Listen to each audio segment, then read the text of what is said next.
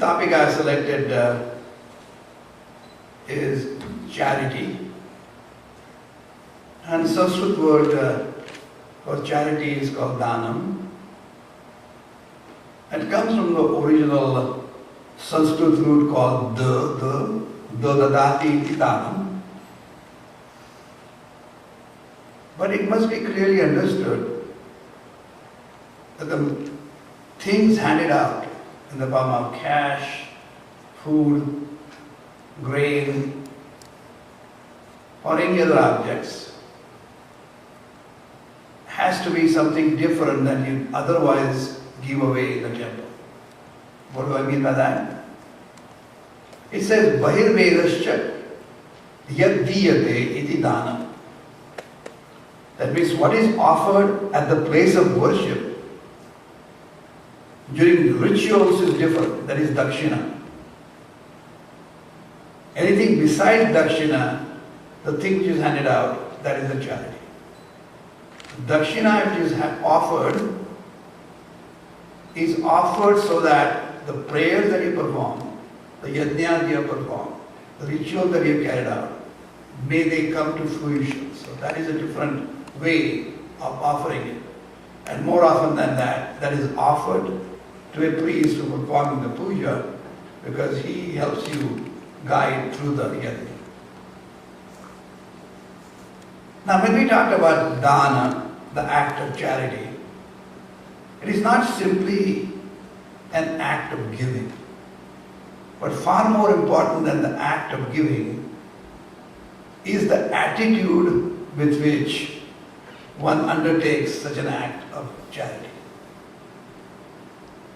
Taittiriya Upanishad describes some important attitudes for individuals when acts of charity are carried out. Originally this was done during the graduation ceremony. I know there are some graduates in the hall here.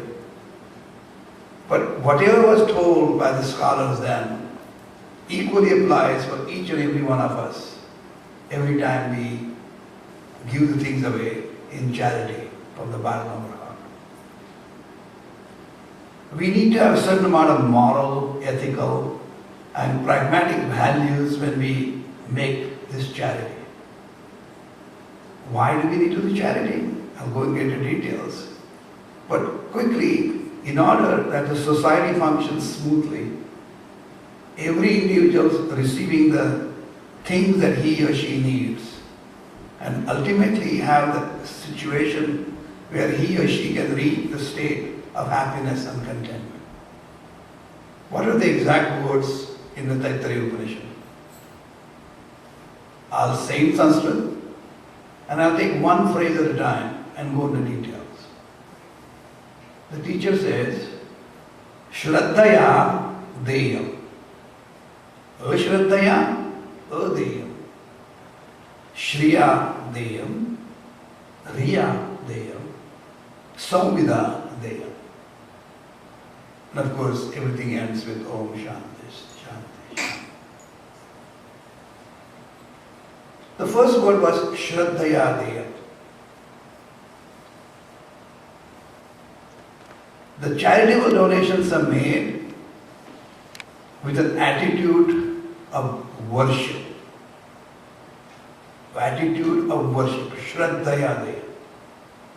Why? Because we acquire the wealth only through the blessings from Ishvara. It is He who gives us the physical and mental prowess and also gives us the opportunities so we can acquire the wealth. With this correct understanding and with the knowledge that divinity is present in every one of us, the act of charity or dana to our fellow beings who are in dire need becomes an act of worship because we are giving it to the divine entities who are in need. It's a privilege to give it, but with a clear understanding that I have got all these things that I can give is because of the divine kindness. With that understanding, that attitude, you give Shraddhayade. Such a charity signifies our heartfelt gratitude to God.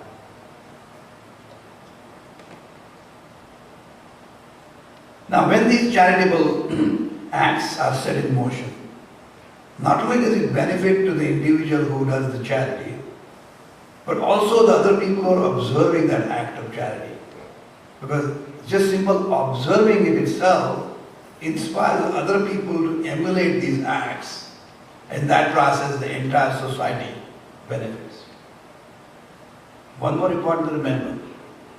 If somebody gives the things away in the form of charity, but without the attitude of worship, the benefits that he receives are not the same extent as a person who goes with the idea of understanding, I have Shraddha into God. Because that signifies that individual is ignorant and also has egotistic attitude. You're going to say, Dr. Sane, we understand that it's a good idea to give to charity, but why is it obligatory for human beings to give? I'm glad you asked that question. It's obligatory simply because this spirit of offering can be seen all around us in the creation. And we are an integral part of this very creation. All the elements of nature are dependent upon one another. Everything created by Ishvara favors the rest of the creation, and creation in turn returns the favor to the other people. For example, the trees require all 5 elements for sustenance: earth, water, fire in the form of warmth, air, and space. Tree in return makes those favors coming back to us by yielding fruits, flowers, wood, and oxygen. The objects of creation are related to each other by favoring and by being favored. That is why exactly there is harmony in the creation. Human beings, being an integral part of this creation, must contribute to sustain this harmony. We are beneficiary of the favors that we receive from Ishvara, and this includes amongst many the entire creation bestowed upon us to enjoy, and also this unique body, mind, intellect complex with an extraordinary gift of making a choice, free will, before acting, unlike the animals who tend to act uninstinctively. All the talents, all the skills, the physical prowess that we possess are also the gifts from God. By remembering this particular fact, human beings should keep all that is required for sustenance and set aside the rest of it for others and enjoy the pleasure of sharing that bounty, especially to those who are in need. We are born according to our prarabdha. We are all born with certain God-given gifts and become successful in life. At first sight, it may appear that the person's accomplishments are because that individual's own talents, greatness, or good acts. But in reality, all these skills, the dazzling brilliance, material wealth, political astuteness, leadership skills, athletic and artistic skills, all are nothing but the gifts from God, and reality belong to God only. The entire 10th chapter of Gita, known as Vibhuti Yoga, details exactly all these truths. God chooses some special individuals and entities and bestows on them some unique qualities and talents, so that doesn't go to their head, but in their turn they can help others. This attitude of selfless offering or sacrifice is known as yajna, as detailed in Gita.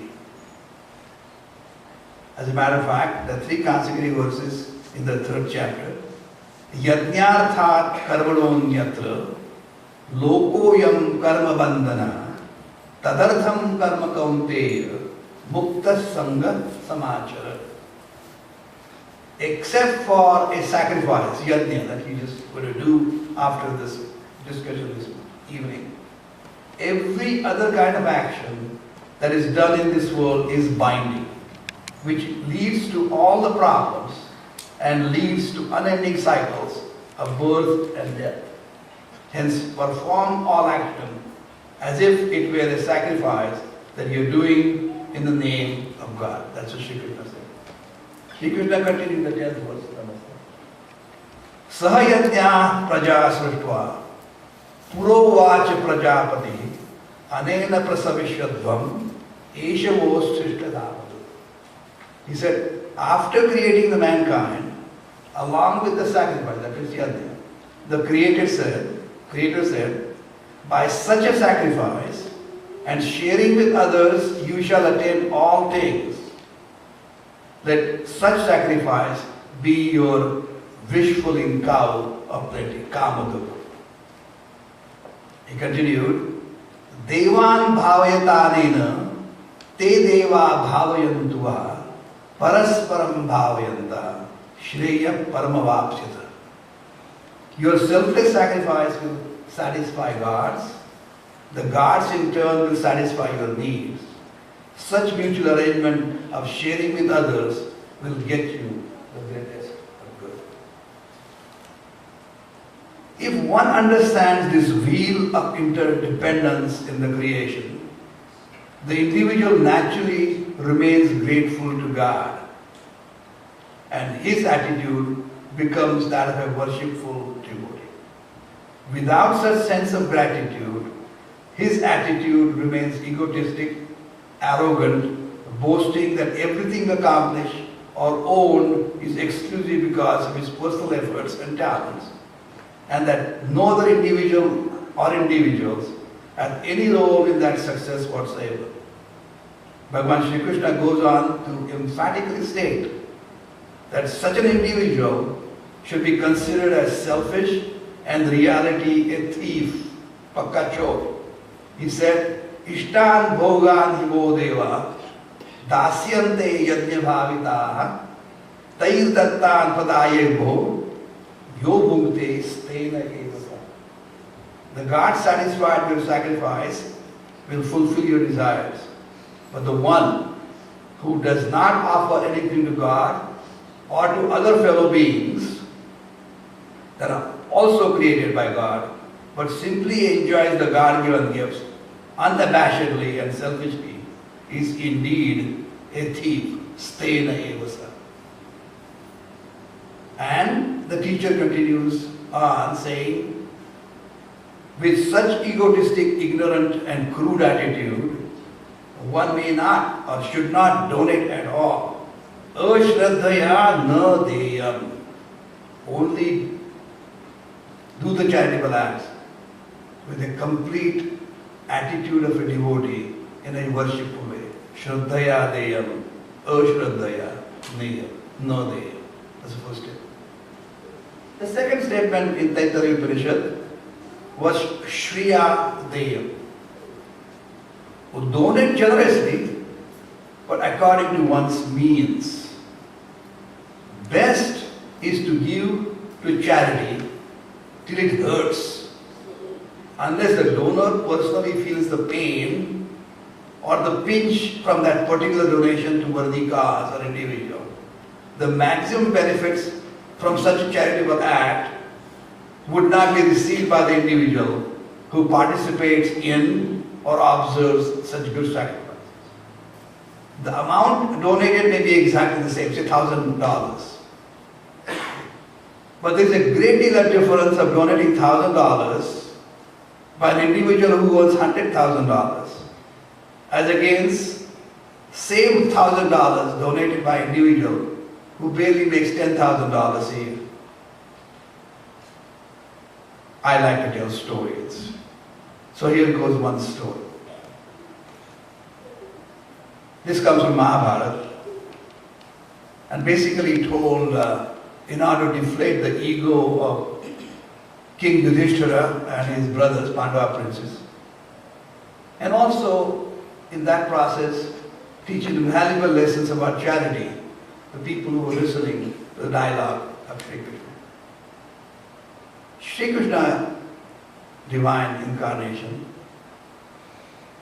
was naturally extremely observant and was able to sense the body language very clearly. He noticed there's a certain amount of ego building up on the faces of Yudhishthira and other Pandavas when the priests and the subjects at the end of the Ashwamedha sacrifice were praising to the tilt because of the costly gifts given to the priests and the large quantities of food, gold and cattle given to the poor. At that time, Lord Sri Krishna felt strongly that all of them really needed to learn as to what the real charity is. With his yogic powers, he made a golden mongoose with one side golden suddenly appear on the scene. It was rolling in front of the yajna, where the sacrifice, yajna was done, the fire pit, rolling over and over again and appearing upset and said, this Vedic ritual is definitely not as great as a gift as that of a Brahmin in Kurukshetra. Everyone was amazed at that pronouncement and the unusual appearance of the mongoose. They asked the mongoose to explain the statement. What do you mean they have donated so much? The mongoose went on to tell them, once upon a time in Kurukshetra, there was a terrible famine. People had no food to eat for days together. One day, a poor Brahmin, had 4 people in the family, his wife, his one son, and he had a daughter-in-law who was pregnant. They managed to get enough amount of flour to make 4 rotis. They completed their prayers and as a family were about to partake in those rotis. Just before they were about to start and after the prayers were concluded, there was a knock on the door and the Brahmin got up, opened the door and found a poor emaciated individual saying, I'm very, very hungry. I've not eaten in days. Can you give me something to eat? Right away, that old Brahmin offered his own roti. The guest ate it very quickly, but was still hungry. Brahmin's wife got up and right away offered hers like her husband. He was still hungry. Having seen this, the son gets up, offers his roti, and he finished the 3rd roti. You know what? I'm still a little hungry. Can I have a little bit more? Then the daughter-in-law gets up, who's pregnant, and starts proceeding to offer her roti. And Brahmin, his wife, her husband, said, you are pregnant. You have to protect the unborn child. She said, the guest at our door has to be treated as God. My child, though not as yet born, understand that truth as well. She went on to offer that roti. The poor man ate that roti, was fully satisfied, blessed the family. The family sacrificed entire food, all 4 rotis that they prepared. In that process they died. And mongoose said, I was watching all this happening in front of me. the kitchen where I was quietly observing. What I saw was that poor imaginary man was none other than God himself. And he brought them to life, took them in his own golden chariot, and took them to heavens. I went into that room where there's a monumental sacrifice and rolled on that floor, and the side that touched the floor became golden. So when I came to this Ashwamedha Yajna done by Yudhishthira and Pandavas, I thought maybe this is a good opportunity for me to turn the other side to golden. And that's why I shouted, it's not as great as that. What a powerful story. The next statement in Taittiriya Upanishad is Riyadeya. We should make a charitable donation with a sense of attitude of humility. Each one of us has been fortunate enough to receive wonderful gifts from so many individuals over lifetime. Each one of us has to be grateful for all these divine blessings that come to us through various different individuals. Certainly the hard work of the individual contributes to the success. But as I mentioned, God comes in different shapes, forms, different individuals and situations, and helps us to accomplish those successes. And that's why our success has to be accepted with a sense of humility and consider giving charitable acts as a privilege with a sense of humility rather than boasting because I'm giving that much donation. Not recognizing this and not showing that humility reflects the lack of emotional and intellectual maturity of the individual. So, Riyade. The next statement is Dhyadeya. Donate when and where there is a true need. It should be done with proper attitude and in the right manner. Now, in reality, nobody really wants to be in a situation where he or she needs that kind of help. It has to be done very respectfully. If you throw the money at a beggar without true empathy, neither the beggar nor you really feel good about it. And when you give it, you have to give it with a gentleness where you feel that it's a friend who is giving it to you.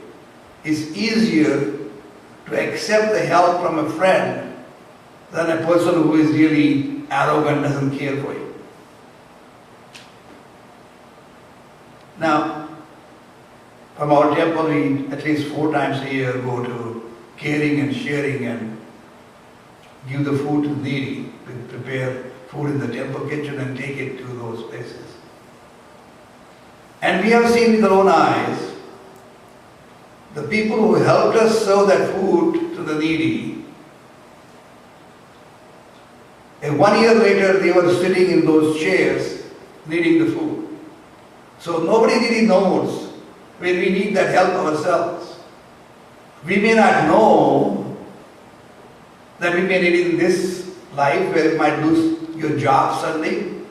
And even our privilege of offering the food to people now was perhaps because they had offered us in our past lives. Besides, you have to help somebody when the need is there. What do you mean by that? Here goes another story. Arjuna and Sri Krishna were close friends. Arjuna was gifted. He said, "No, Krishna, I donate the things to the people who are in need. But anytime charity comes, you always talk about karuna, does that of charity. How come you don't praise me?" God has tremendous divine yogic powers. Suddenly a Brahmin appears as they were talking, and that Brahmin says, with tears in his eyes, "Sir," addressing to Arjuna, "my wife has died. I need to do the cremation. I need some sandalwood.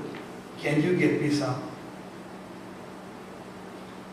Arjuna said, it's a good idea. It's a good chance for me to show off to Sri Krishna that I can do something for a person who's in need.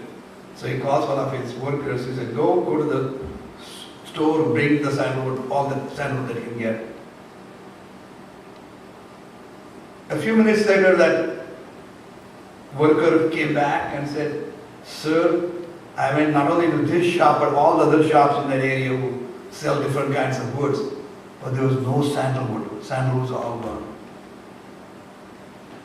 So Arjuna turns to this Brahmin and he said, I'm sorry, I tried my best, but as you can see, there is no sandalwood at all. The Brahmin said, it's okay, thank you for trying. I'll go to Karna, I'm sure he'll find me. That really ticked off Arjuna. And of course, it was Sri Krishna's yogic Maya. And what Sri Krishna suggested to him, you know what? Yeah, let's quietly follow him, see what's happening. Arjuna also was curious too, though he was upset that Karna was going to be the next person the Brahmin was going to tell. He goes to Karna. Karna did exactly what Arjuna did, asked his helpers to go to the shops and find out the sandalwood, and got exactly the same answer. And Karna said, I tried my best, but there's no sandalwood in the stores at all. And Brahmin understood, was about to leave with the tearful eyes. With a sullen heart, Karna shouts at him, please wait. You know what? The beams in my palace are made up of sandalwood. Wait for a minute. And he knocks off with his powerful weapons a certain section of the beams. That part of the palace falls down, but picks out the sandalwood and gives it to the Brahmin.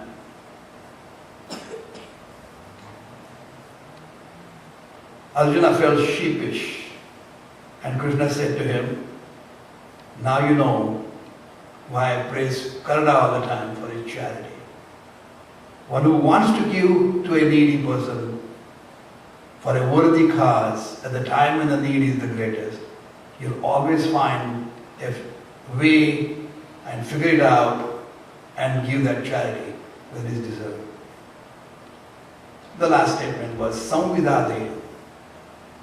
We must make charitable donations with an attitude of a friend, I mentioned earlier.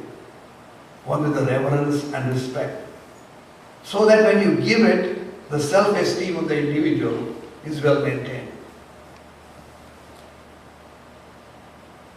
I was about 14 years of age, finished the high school, was headed to Bombay to attend St. Xavier's College. When I decided to travel by public transport to different places, and I arrived at a place where my grandfather had practiced medicine, and he had passed away about 12 years earlier. Till that day, till that visit, I decided that I was not going to be a doctor. Because he was a doctor, my father was a doctor.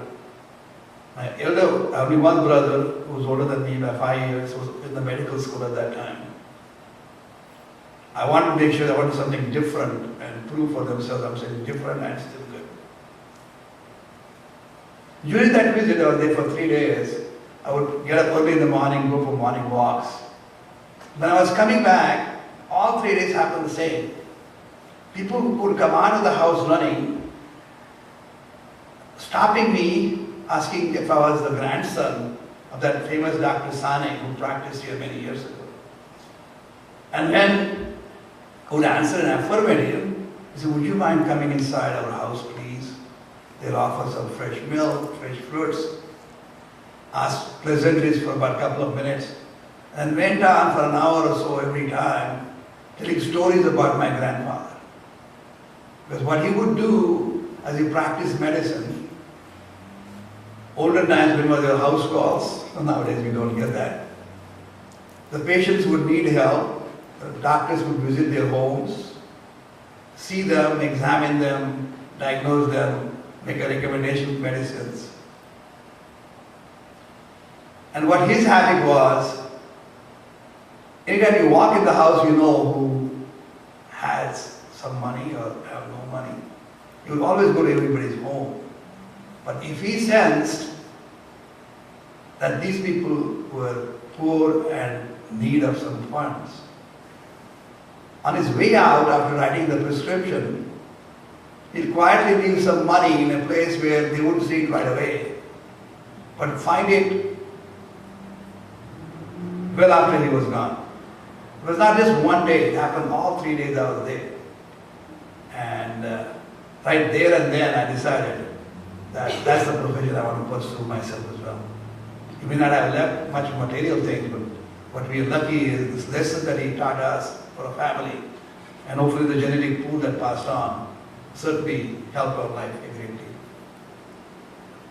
The final couple of comments I want to make is there are 3 different kinds of donations or the acts of charity done. Sri Krishna talks about sattvic, rajasic and tamasic kind of charity donations. He said, Datavyam iti yaddanam, Datavyam iti yaddanam, diyate inupakarine, deshe kale cha patre cha, taddanam sattvikam smrutam. When one makes charitable gift with an attitude that making such charitable donation is an individual's duty, such gift is made at the proper time and place and to proper individual without any personal agenda, that act of charity is classified as sattvic. Deval Smriti calls the same thing as dharmadana. It's considered of the best kind.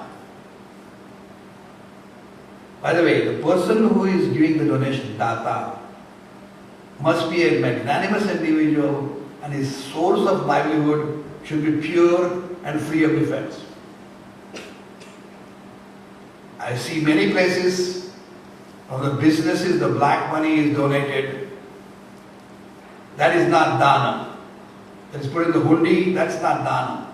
That person has to have moral, ethical character.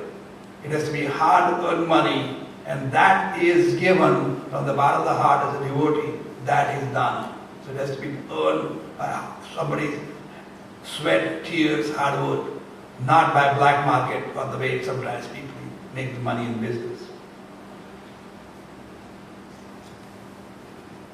Charity that is duty-bound and done without any expectations at the right time and place to a worthy person is thus described as sattvic. Shri Krishna continues, Yattu pratyupakartham phalamuddishya vapna diyate cha parikrishtam taddanam rajasam smrutam. But charity that is given grudgingly, with expectations of reward and with desire to enjoy the result by oneself or made up of passion, that is rajas. When such charitable donation is made with some form of expectation, even receiving a spiritual credit like punya, or there is a personal feeling of loss that paisa gaya, given the money, or giving is in the manner of being condescending to the individual who is receiving it, or it is given just to show off glory. Sometimes for Aarti, I put $100, I'll put $1,000, showing off with this one. That is called rajasic, of the average kind. The money that is given to the political parties in this country is rajasic, because we expect certain kind of favor in return when these people are elected. And finally, adesha kale yaddanam tat tamasam udarutam asatkutam avidnyatam tat tamasam udarutam. Charity done at an impure place at inauspicious time to unworthy persons and with negligence or disrespect, and is considered in the mode of ignorance or tamasi. Now, the one who is recipient, pratigrihita, must be worthy of receiving the charity as well. He must be virtuous in character, such as an elderly person who needs help, or an orphan because he needs help, or a person who is really in great dire need. He should never be a hypocrite, a gambler, a rogue, a burglar, a man of bad character. If you give the donation to a chronic alcoholic who is going to spend money on alcohol, a chronic gambler who is going to go to casinos, or a criminal or terrorist and is going to spend money on weapons to kill others, that is tamasic. And the negative actions performed by those individuals come directly accrue to you. Sure, where you give it also is equally important. Giving at home is wonderful, but give in front of the animals like cow pens becomes more positive. And the maximum benefit that you get is in the mandir in front of Shiva Lingam. That is where the maximum benefits are. So where you give it is important. Kala is also important. When you give it. Now, I can talk about a long list of important times to give it, but suffices to say, the day that is coming is 21st of June. That's the winter solstice. And 21st of December, the summer solstice starts. That's an important time. When there's a lunar eclipse or solar eclipse, that's a good time to give. Any time when the day and night are equal, 21st of September and 21st of March is good. When there's a Vyati Pada, that means when that tithi is dropped, is a good time. But thing is, to me every moment is a good time, especially if the one who needs it. That's the most important time. But some special stages in our life, it's important to recognize the gift from God. Like Shraddha or departed individuals, it is important to give the charity at that time. During the marriage, Vivaha, at that time you have to give donations. Birth of a child, Jatakarma, important to give donations. On the 60th and 80th birthday because you have survived 1,000 moons, important to do that. And of course, pilgrimage, Tirtha Yatra, because it's a perfect place and doing a worthy cause. The last comment I want to make is there are four major challenges which not only obstruct the spiritual growth for any individual, but also lead to the downfall of an individual. They are miserliness, anger, lack of shraddha or devotion, and falsehood. One can cross them only through charity, forgiveness, cultivation of shraddha or devotion, and upholding the truth. I'm going to take only one because we're discussing charity today. Adanam is one of the obstacles. Adanam in Sanskrit means incapacity to give. It means miserliness and greed. Greed in the human mind obstructs giving. There are two aspects to it. One, he is not satisfied with what he has, therefore he keeps on accumulating more and more and more and more. He is not satisfied. Number two, he has no heart to give what he possesses to even a fully eligible qualified individual. And this attitude is a sheer poverty, narrowness and miserliness of the heart, which arises out of the constant fear of loss or sense of insecurity. That sense of insecurity leads to the strategy of acquire, possess and hoard. Trust me, if you are blessed by God, it doesn't matter what situation you are in, you'll be protected. The Sanskrit words, Arakshitam tishtati daiva rakshitam, surakshitam daivatam vinashati, jivatya nathopi vane visarjita, Kuta prayatnopi gruhe vinashti. Even if it is unprotected, be protected if it is blessed by God. Overprotected, if it is not blessed by God, will be destroyed. People might try their level best in the top-notch hospitals or at homes, the top-notch physicians. When the divine grace leaves that individual, he dies. But a person, a child abandoned in the forest will survive if it is protected by God. As a matter of fact, there are 3 gateways to hell, Sri Krishna describes in the 16th chapter, 21st verse. Trividam narakasyedam dvaram nashanatmana kama krodas tathalobas tasmat devat tatayam eye. So these 3 have to be discarded. Kama, krodha, lobas. How do you translate it? Kama is insatiable desires. Never satisfied. More, not never satisfied. Krodha is uncontrolled anger. And lobas, as we're discussing today, unmitigated greed, because insecurity in your heart, not realizing security comes from God alone. These are the 3 gateways to hell. You must remember, there are only 3 ways in which the wealth can be spent. One is by charity. Number 2, by enjoyment of the wealth.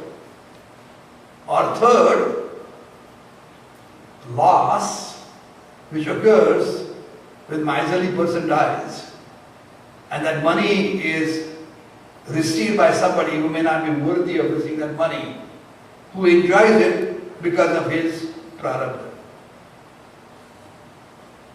Now Shankaracharya says that a miser, material wealth is the cause of all calamities, and there is not an iota of happiness in that. He also died at the age of 39. Shankaracharya goes on to say that he's not even afraid of his own son because of the money that he has, because he thinks the son is going to kill him. So the treatment he gives, Dr. Shankaracharya, is develop large-heartedness and be charitable to worthy causes. It is difficult to part with what is dear to one, and human mind finds some vague justification in holding on to it. As a matter of fact, I won't bore you with the Sanskrit verse. I mean, there can be a brave man in the hundreds, a learned in thousands, an orator in lakhs, but a real donor, charity to the worthy causes like Karna, is sometimes difficult to find.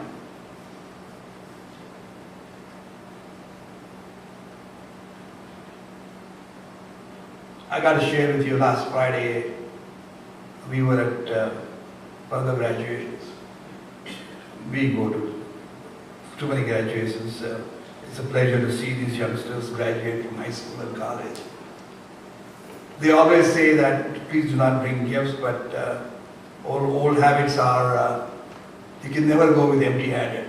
So every time we go, we always take some money with us and make sure that the youngsters get it. But these 2 youngsters who were all campers, we've been running camp for 33 years, said, Dr. Sani, why did you bring that? We told you not to bring it. And we got an email I don't think I shared with you. Aisha and her brother, both of them, one graduated from college, one graduated from high school. Said, Dr. Sani, I want to tell you, we received about $2,500 that evening. We will take all that money and donate to charity when we go to India. That is the correct way of doing it. I mean, they received it because the goodness of the heart of the people. But they have to not get attached to it, but give it to the charitable. And to me, that's important. As a matter of fact, what I can suggest to you is that it's a good idea to teach your youngsters when they're young, whatever they earn, whatever the allowance they get, 10% at least should be given to the charity. So put that aside their own money from the allowance when they come to the temple or thing. They have to get into the habit of doing it. If you have enough funds, you can create a charitable foundation where they have the chance to find out where they can give out the grants. Once they learn as youngsters, they'll develop the habits when they grow up. In summary, key to happiness is to learn to be charitable. Now, in the beginning, it becomes difficult, trust me. But listening to somebody, trusting somebody, you can start giving and fake the enjoyment if you want.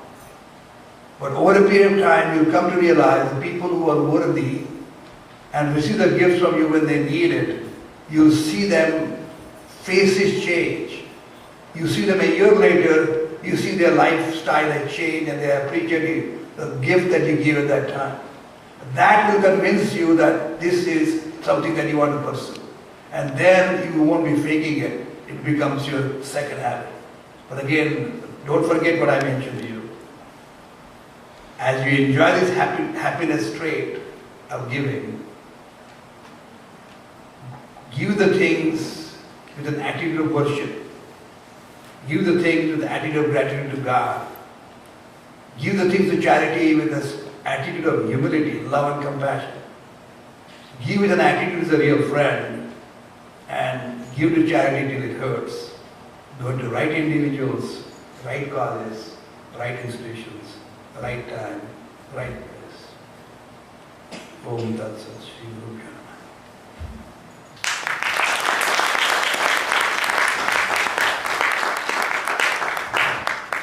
Thank you, Dr. Sane. So while you are getting ready with your questions, I would like to share a couple of very brief thoughts that crossed through my mind as Dr. Sane was speaking. One is my father's story, growing up in a very, very moderate, actually very humble household, sometimes worrying about how we are going to have our two ends meet, that kind of situation. I did notice that my father,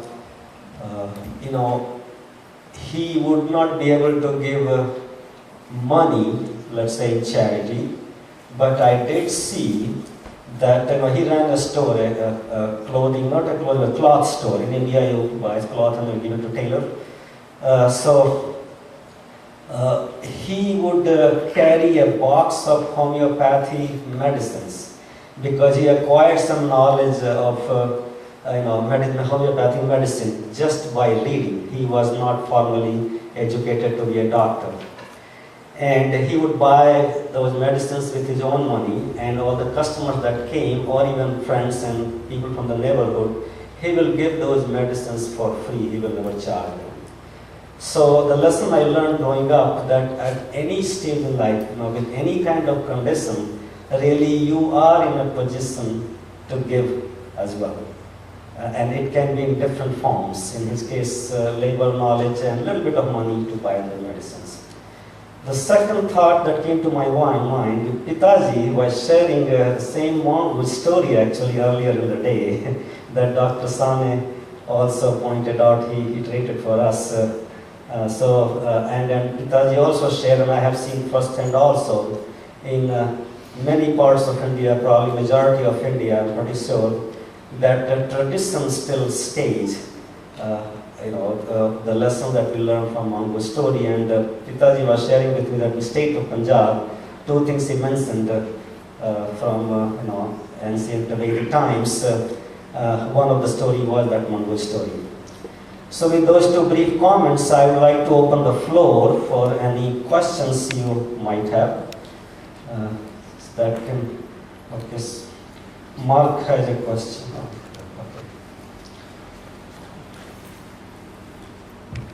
If you can identify yourself with your name as well before you ask the question, that would be good. My name is Mark Garrison. Dr. Sana, I wish to thank you for your very fine speech given in a charitable spirit, I might say, to us. And you have given us a gift today, and I want to thank you for that gift.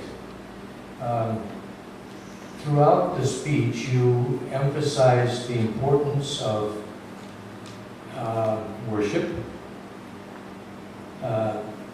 being worthy, and giving to worthy individuals or causes. I am aware in my own life, and it seems to me in the world in which I live, that most of us are unworthy. We don't have the kind of full, correct worthiness which you described from the Sanskrit so beautifully and so wonderfully and correctly.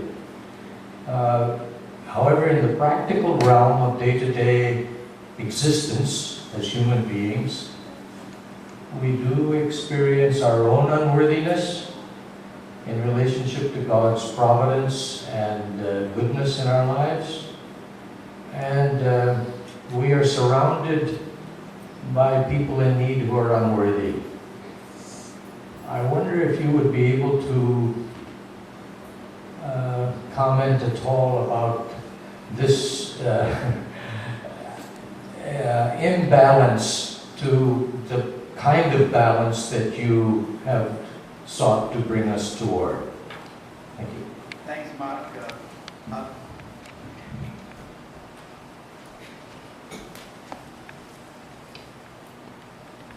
Obviously, having grown up in India, you certainly picked up the humility very well. Thank you. And when we talk about worthy and not worthy, one of the most important criteria is anybody who is created by God is divine in nature. So to me, everybody is worthy in that sense. At the same time, if there is an individual who is known doing inappropriate things over and over again, and earlier charitable acts have ended up in the wrong direction, then you have to take a different course. So in that spirit I mentioned unworthy. As a matter of fact, we'd like to separate between action and actor. For example, when the patient comes in the emergency room, we live in a violent society. I wish the guns are taken away, but when a burglar with a gun shoots the owner of the house, and the police who come with 911 shoot the guilty party, and both of them end up in the emergency room. But as a doctor, we treat both of them with equal care and consideration. We don't see the difference. But at the same time, once the person is found guilty in the court of law and gets proper punishment for his inappropriate actions, if he reforms himself through proper training and education, then he becomes worthy again. But he becomes a repeat offender, then that becomes unworthy. In that spirit, I mentioned unworthy. And if I'm making it clear or not. Otherwise, everybody is divine and everybody is worthy of receiving. It's a privilege to give. But those who are chronic alcoholic, chronic gamblers, terrorists, those are people you have to be very careful with giving it. So in that sense, those are the unworthy people. Okay? Thank you.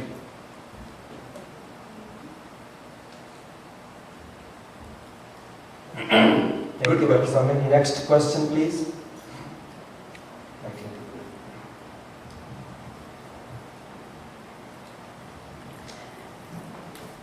Dr. Sani, you strike me as a very intelligent teacher and very knowledgeable about the teachings of the Gita. I thank you for your sharing that type of knowledge. Question. In the case of the Karma Yogi giving dawn,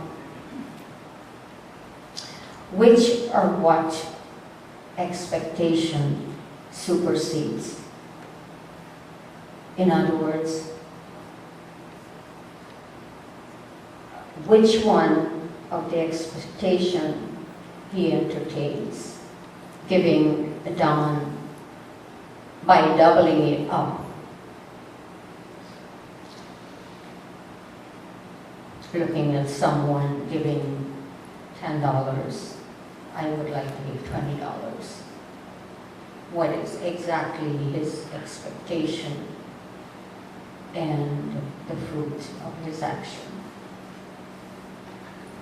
I didn't quite get the gist of your question. In a sense, you're talking about if you want to give $10 and instead of Karma Yogi gives $20, is that? So what is he really expecting from that act? As a matter of fact, Karma Yogi learns not to expect anything in return. So Karma Yogi considers it's a privilege to give and expects absolutely nothing in back. Karma Yoga is basically one of the methods of preparing the human mind to gain the knowledge. So you can use various ways, but ultimately you have to go through the highway of knowledge.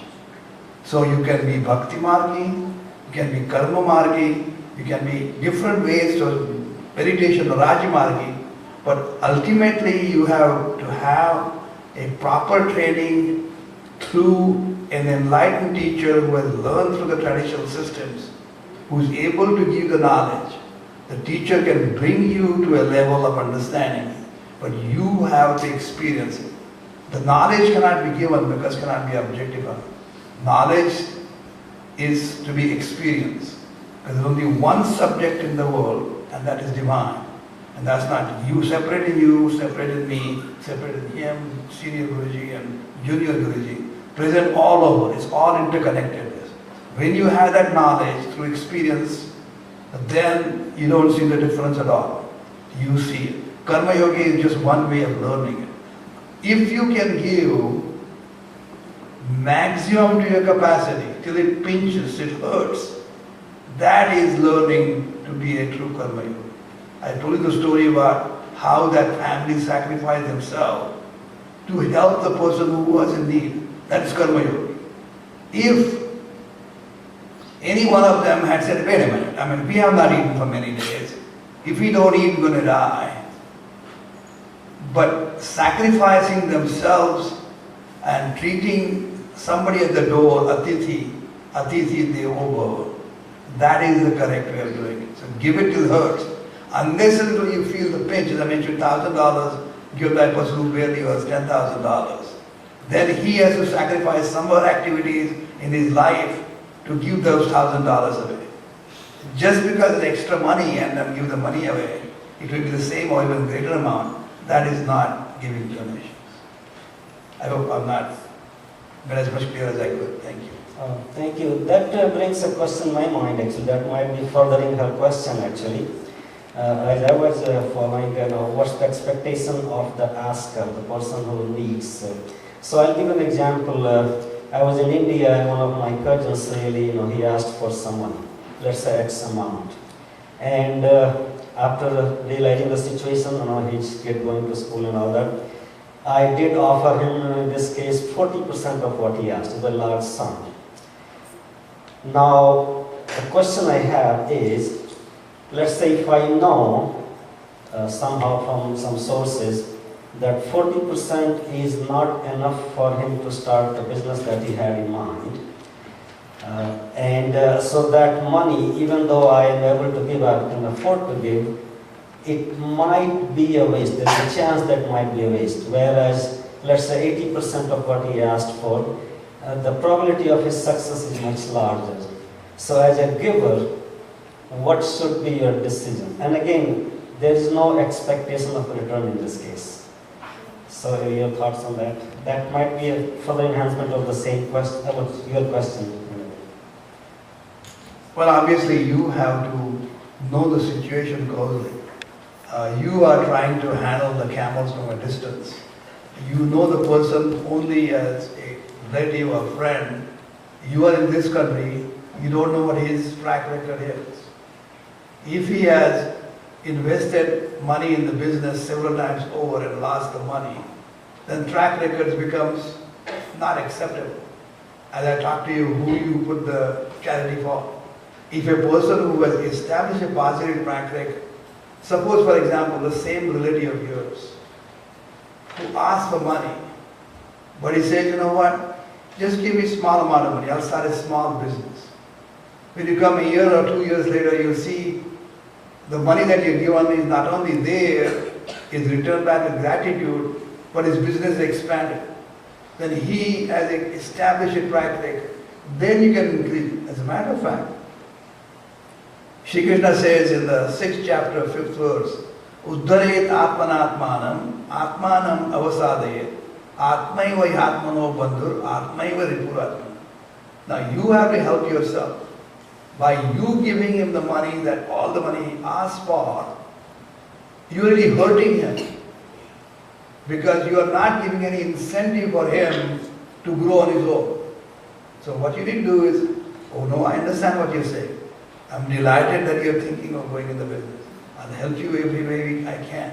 But you know what? I want you to start with only this much amount of money. Show me how you succeed with this one, and then we'll talk more. So you're not saying no. You encouraged him, excited him, inspired him to pursue. At the same time, you have made certain that his desires are maintained, his attitude is improved, he doesn't get spoon-fed. So you have to let them gradually grow. Just can't give the entire amount that way. I don't know if I'm clear or not. I mean, this is my just common sense answer. Thank you, Dr. Samin. Next question, please.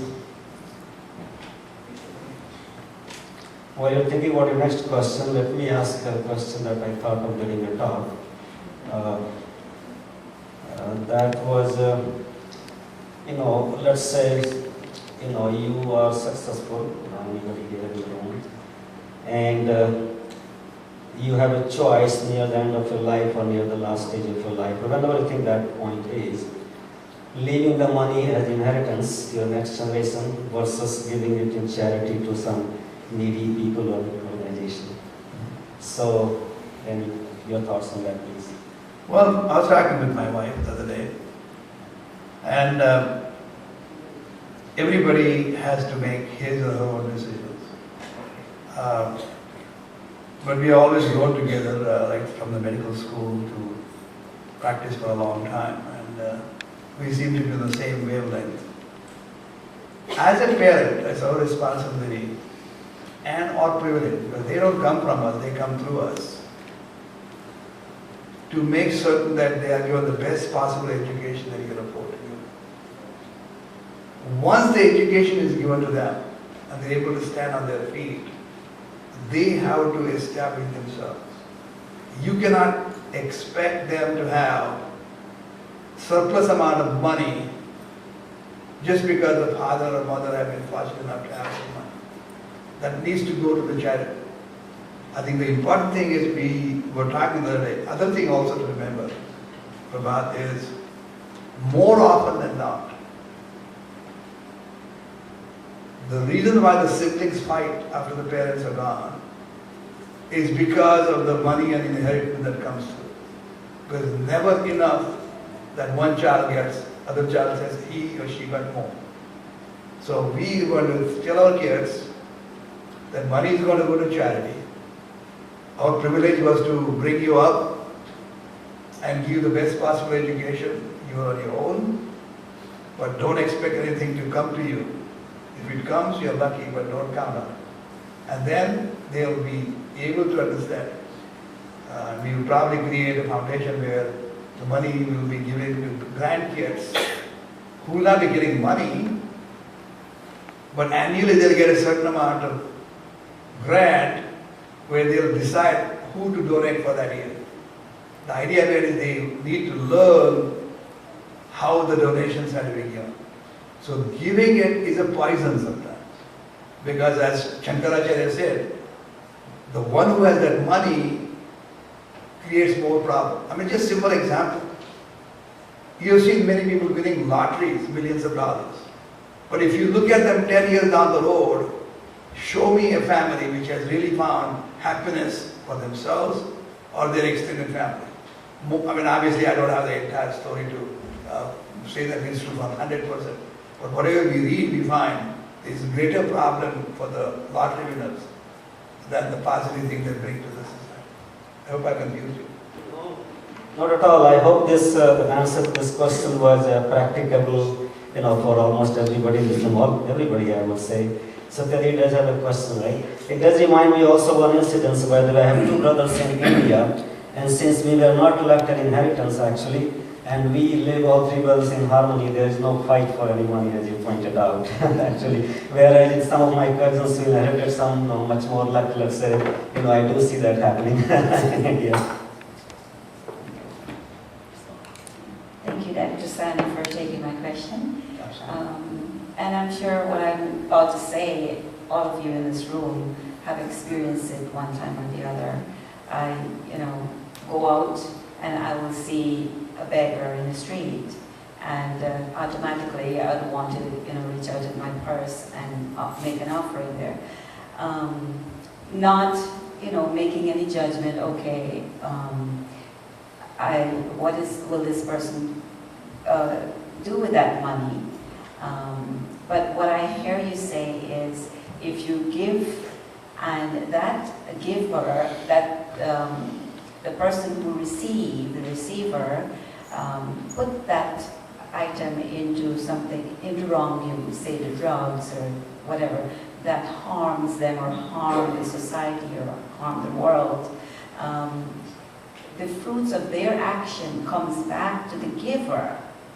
And that's where my concern is. Am I, collecting their kukarma? Mm-hmm. Yeah, thank you. I'd like to shed some more light on that.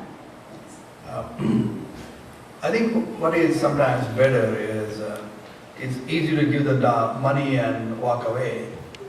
But more often than not, we prefer to give in the form of a kind.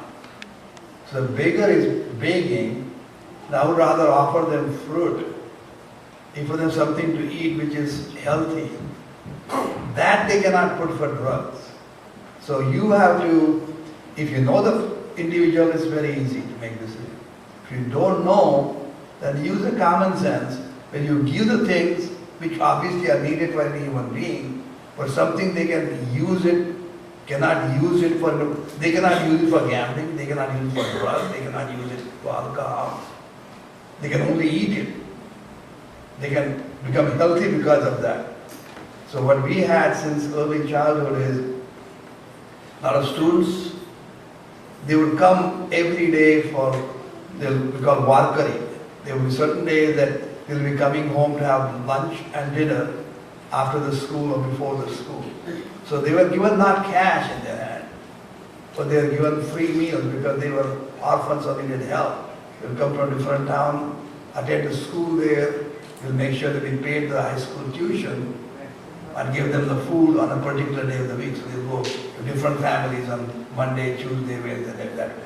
So that way you're giving the gift which is being used and cannot be misused. Okay? Thank you. Last question, please.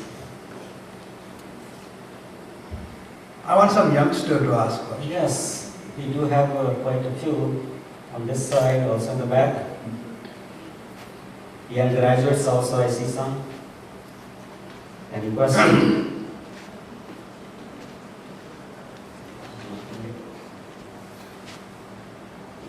Last question from a youngster.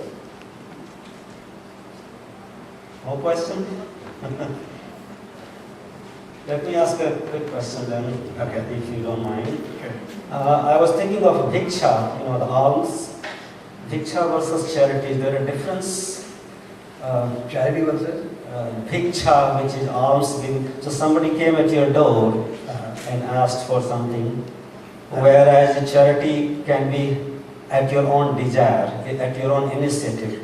So really the question is being asked versus providing or giving charity, at your own volition. I understand what you. No, I don't think so. Because the person comes to your door is a atithi. It's a privilege to give it. Om Bhavati Bhikshan Dehi. So that individual has come to ask for food. It's a privilege to give. And again, you remember, you have to perform your duties first, and just like the story which I told you earlier, it's important to give that person who needs it. So that is not charity. That's your duty. That is, just like certain karmas are important, yajna, the bhuta yajna, manushya yajna, pitru yajna, deva yajna, all those yajnas are to be performed. So giving this to the person, fellow being who's asking for food, that's not charity, that's your duty. It's a difference between duty and charity. My last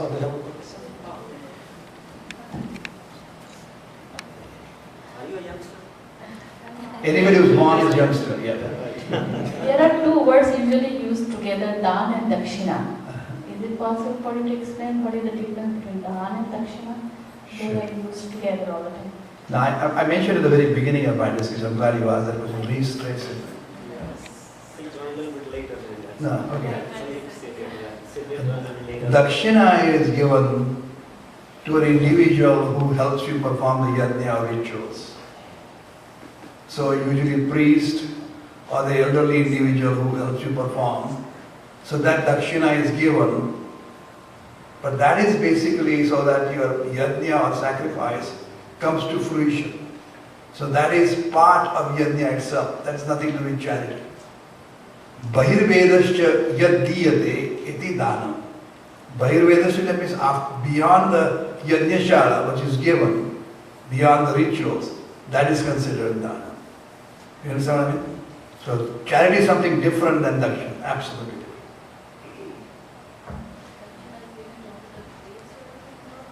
Dakshina is given to the individual who helps you perform the yajna. Like the priest, that is dakshina. And doesn't have to be priest necessarily, a person who is elderly, who is helping you perform. Why priest? Because most people have not learned how to perform the sacrifice, so you take the help of somebody. But in order to come to fruition, you have to express your gratitude to individuals who help you complete the process. So that process is not complete till the time you give the dakshinas. That's not charity. That's part of the process. Okay? So my last comment to Dr. Sahni would be, we do have youngsters, associated with these temples, so we will keep encouraging them, but you have to promise us to come the third time as well at least, so that we have questions from the youngsters. Well, the only thing I want to acknowledge at the very end is something that we should all remember is that people tend to give credit to men. Without the inspiration and guidance from our partners in our life, we don't succeed. But society is chauvinistic. We tend to give credit to only the men. That needs to be stopped. Without her guidance and inspiration and support, I wouldn't be able to do that. And we have to, as human beings, as men, we have to be especially grateful for the kind of work that the women folks do. So as a matter of fact, there are two methods that one can pursue, two paths one can take to reach that state of enlightenment. Both paths are equally rewarding. One is samsari, like my wife and myself, and one is sannyasi. No one is superior, nobody is inferior. Just because somebody wears a saffron robe does not mean he is enlightened. He has taken that particular path to reach that state of enlightenment. Samsari also is, when you conduct a wedding ceremony, you make 4 sankalpas, 4 goals. Aham dharmartha kama mokshartham vivaha samskaram karishya.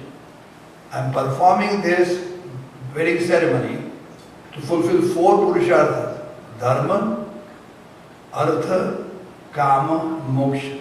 That means using my possessions and pleasures, possessions and passions in a righteous way to reach that ultimate goal of enlightenment. Enlightenment is basically a state where you don't need any more because you have complete. So that when you are beyond the state of wanting anything, then you have reached the state of enlightenment. Thank you again, appreciate you inviting us, so thank you.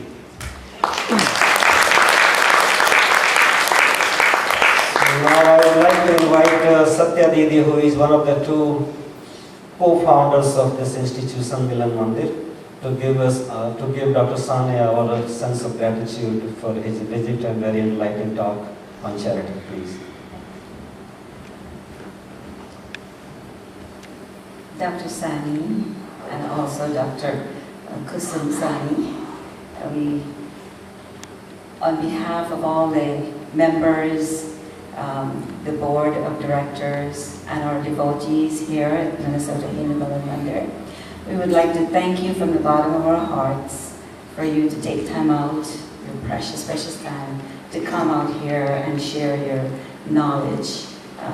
You are one of the best in your leagues, and your message really came out from one who really practices what they preach. That's the Dana, and that little story you tell us about your dad, it does show, because sometimes we go out there and try to preach something and we have not experienced. And so when we do practice what we preach, it comes out, and people, have so much great belief in what you say. But in a nutshell, for all of us, the gist of what Dr. Sandy is saying is that attitude when we're giving, get that great attitude, give with kindness, give until it hurts. It could be in monetary, it could be your time, your labor, so many ways of giving. And I thank Dr. Sani and Dr. Kusum, I call her Bahenji, and we hope to see you here many more times at Milan Mandir. Knowledge, is free, we share it, and so we get more. As Guruji always say, you have knowledge, share it, and it grows. Thank you very much.